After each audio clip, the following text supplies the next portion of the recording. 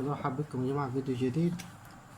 في الفيديو ده نشوفه تصليح للقفل.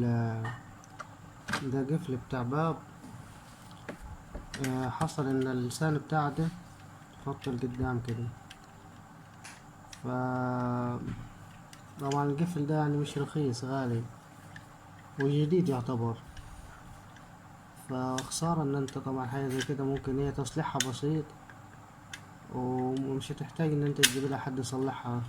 انت هنفكوه ونشوف ايه المشكلة اللي فيه ونصلحوها، ودي ممكن تساعدك ان انت لو حصلت معاك نفس المشكلة دي ان انت تصلحها. اول حاجة هنا القفل زي كده هتلاقي عندك هنا في المسامير بتاعت الوش دي 3 4 على حسب. هنفك المسامير دي.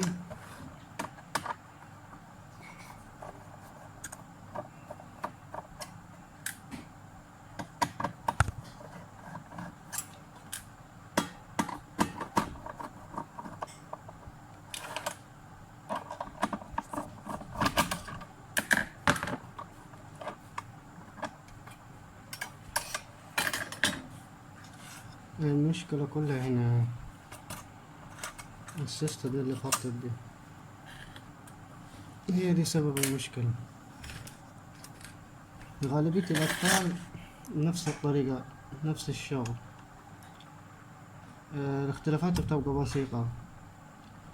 فاحنا نشوفه ده تصليح الزادي. أول حاجة شغل كده هنجيبه هنا دي السوستة دي، مفروض السوستة دي تبقى كده.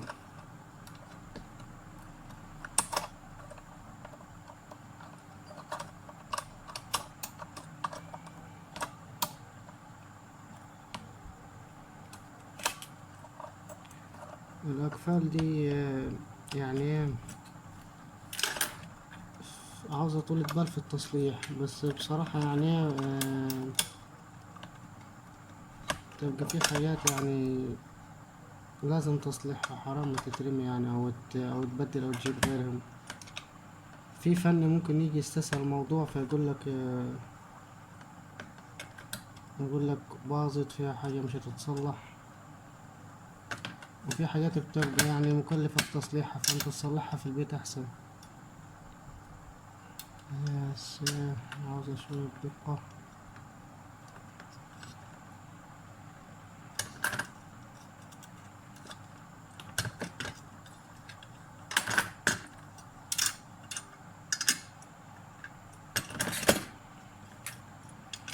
ندخلوها من هنا،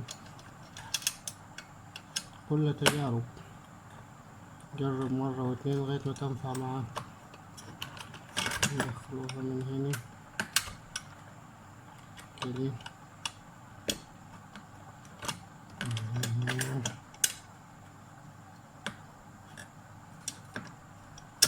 دي كده الجزء ده. نيجوا للجزء ده. الجزء ده ازاي؟ الجزء ده عاوز يركب كده. طبعا احنا مشكلتنا كلها في ده. الجزء ده بيركب كده.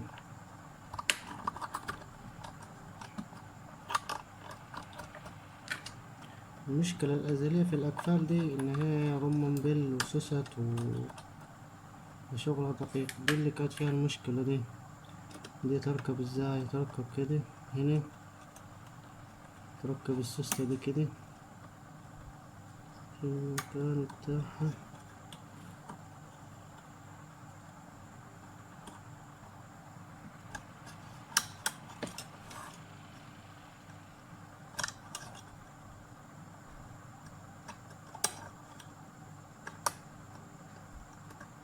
هي لازم تدخل فين؟ في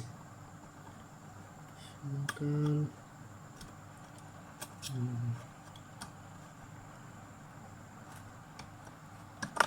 كده.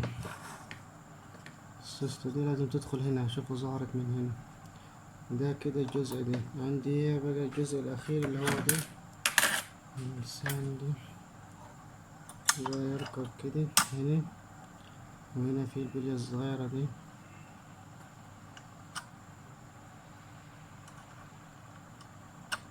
تمام. طيب نيجي بقى نقفله تكفيف بقى عشان خاطر ما تفطش مننا، دي نمشي خطوة خطوة كده.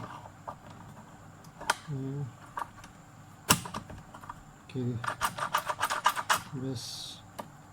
نيجي نقفله تاني بقى. تقريبا القفل ده سعره في الوقت اللي احنا فيه ده شهر 7/2021، ثمنه بالمصري من 120 ل150، نفس المتوسط ده يعني، وتصليحته بسيطة. ف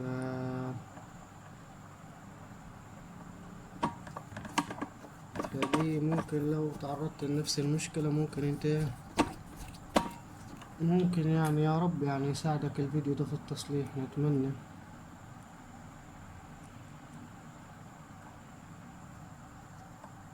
دي حاجة الواحد يعني بيبقى عارفها فعاوز يدي المعلومة.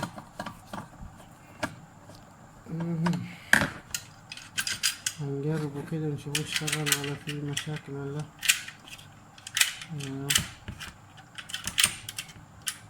كده هنا